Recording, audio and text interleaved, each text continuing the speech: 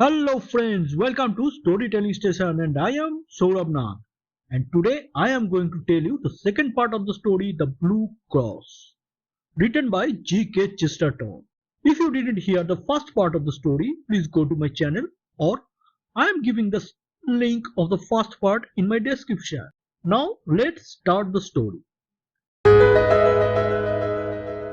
The waiter, when this irony grew clearer, stammeringly assured him that the establishment had certainly no such intention. It must be a most curious mistake. He picked up the sugar basin and looked at it. He looked at the salt cellar and looked at that, his face growing more and more bewildered. At last he abruptly excused himself and hurrying away, returned in a few seconds with the proprietor. The proprietor also examined the sugar basin and the salt cellar. The proprietor also looked bewildered. Suddenly, the waiter seemed to grow inarticulate with a rush of words. He stuttered eagerly. I think, I think it is the two clergymen. What two clergymen? The two clergymen that threw soup at the wall. Threw soup at the wall? Yes, yes, threw it over there on the wall. And pointed at the dark splash on the white paper. Valentine looked his query at the proprietor, who come to his rescue with fuller reports. Yes, sir, it's quite true, though I don't suppose it has anything to do with the sugar and salt. Two clergymen came in and drank soup here very early, as soon as the shutters were taken down. They were both very quiet, respectable people. One of them paid the bill and went out. The other, who seemed a slower coach altogether, was some minutes longer getting his things together. But he went at last. Only the instant before he stepped into the street, he deliberately picked up his cup, which he had only half emptied, and threw the soup slap on the wall. I was in the back room myself, and so was the waiter, so I could only rush out in time to find the wall splashed and shop empty.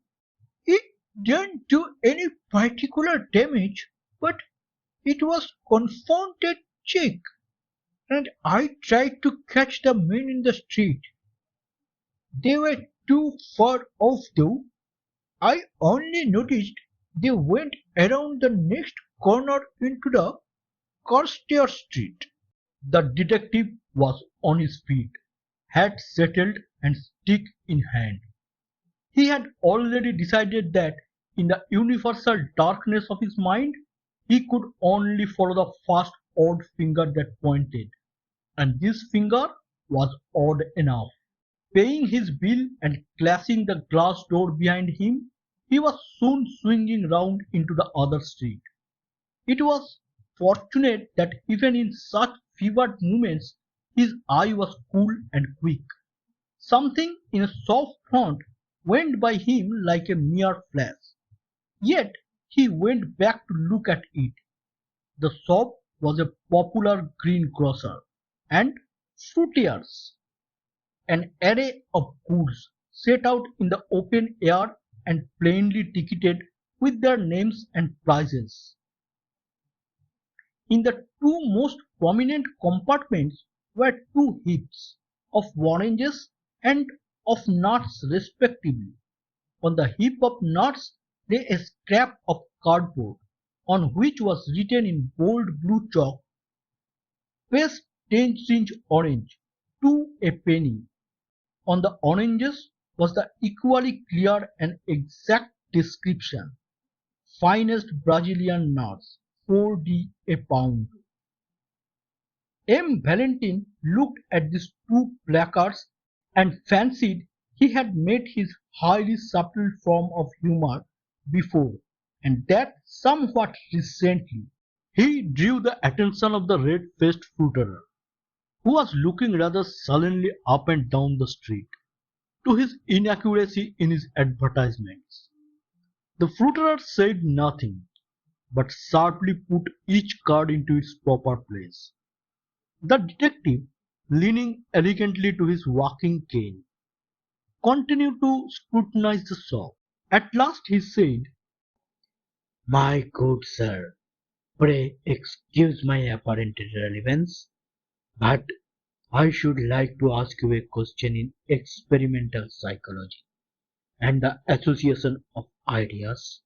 The red-faced shopman regarded him with an eye of menace, but he continued gaily, swinging his cane, and said, "Why?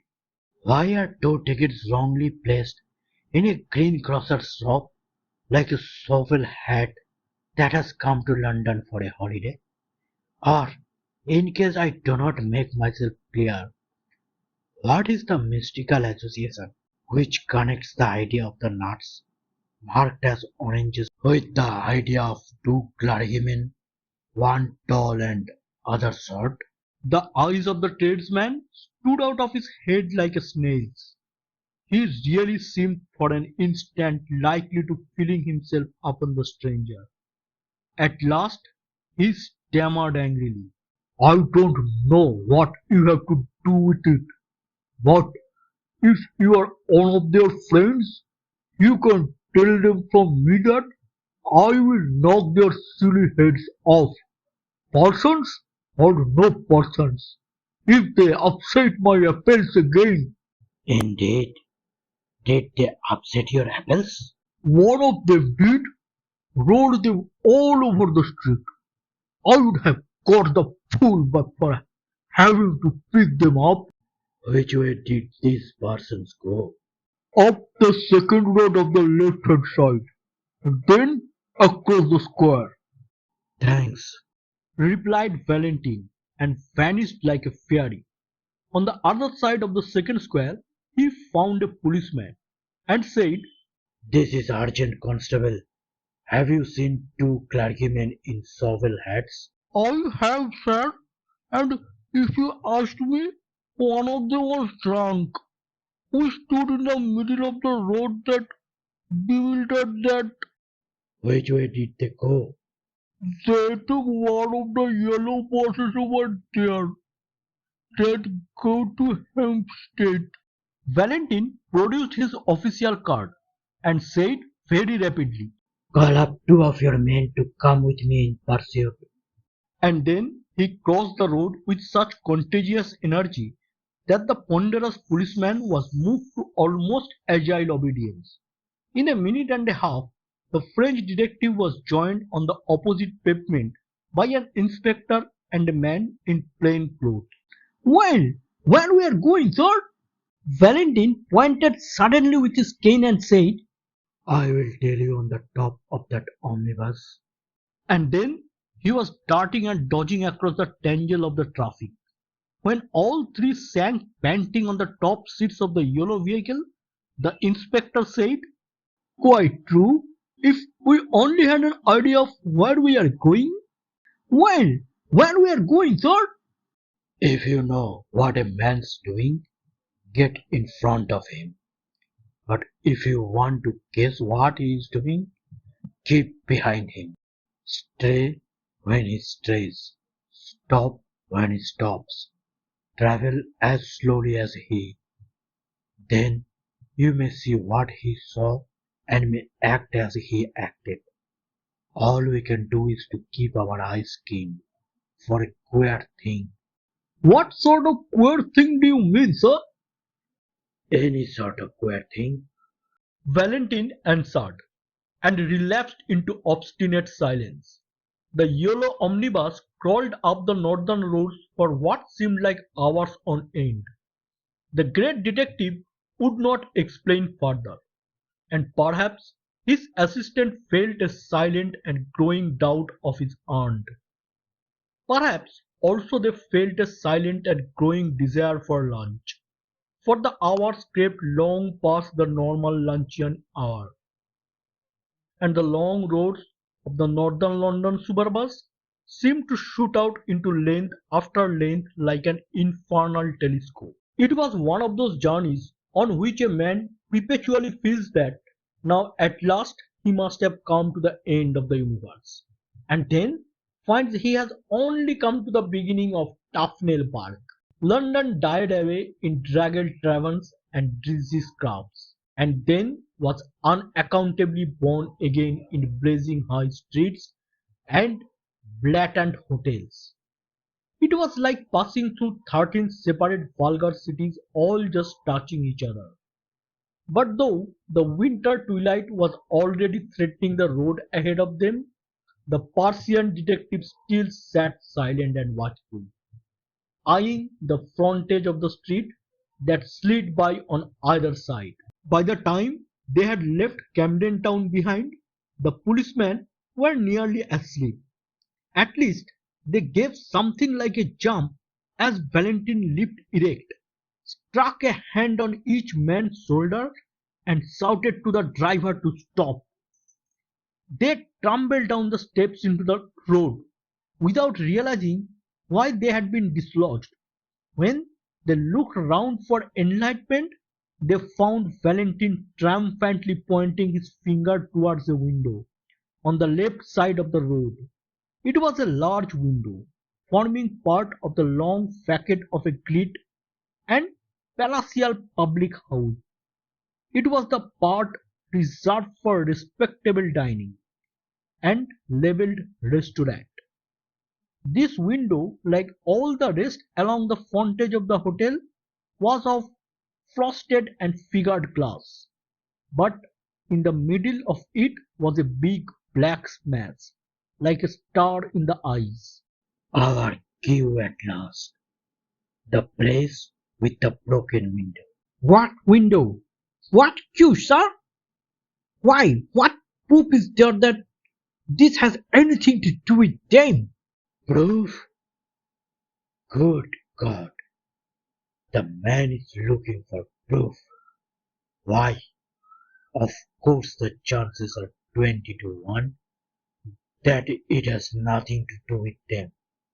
But what else can we do? Don't you see we must either follow one wide possibility or else go home to bed? He banged his way into the restaurant, followed by his companions, and they were soon seated at a late luncheon at a little table, and looked at the star of smashed glass from the inside. Not that it was very informative to them, even then. Got your window broken, I see, said Valentine to the waiter, and paid the bill. Yes, sir, answered the attendant, bending busily over the change, to which Valentine silently added an enormous tip. The waiter straightened himself with mild but unmistakable animation. Oh, yes, sir.